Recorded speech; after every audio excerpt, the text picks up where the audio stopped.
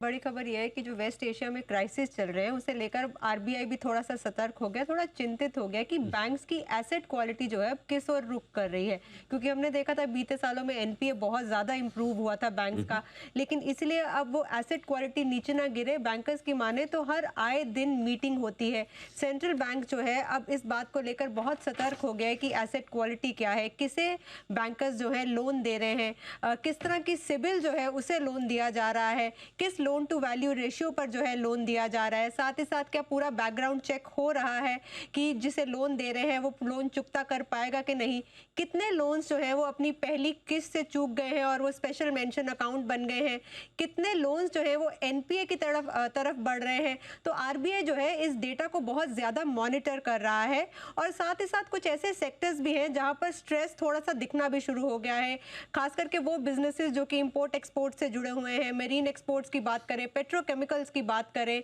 यहाँ पर बासमती की बात करें या फिर एमएसएमई सेक्टर की बात करें, वहाँ पर जो है बैंक्स थोड़ा स्ट्रेस देख रहे हैं। एनबीएफसीज की बात करें तो ये वहाँ पर क्रेडिट ग्रोथ अच्छी हो रही थी, लेकिन अब ये वेस्ट एशिया क्राइसिस की तरफ से बैंकर्स ये भी मान रहे हैं कि कहीं ना कहीं क्रेडिट ग्रोथ जो है वो करीबन 2% के आसपास गिर सकती है। इस Q1 में जो है एनपीए बढ़ा हुआ दिख सकता है और इस सब की वजह यह है कि आरबीआई डेटा इसलिए इतनी क्लोजली मॉनिटर कर रहा है, कहीं ना कहीं बैंकर्स को ये भी होप है कि शायद किसी तरह का मॉरेटोरियम जो है वो अनाउंस हो जाए, लोगों को एक रिलीफ मिल जाए और ये अक्रॉस सेक्टर्स जो है ये अनाउंस हो। इसीलिए जो है आरबीआई बहुत ज़्यादा क्लोजली मॉनिटर कर रहा है कि इस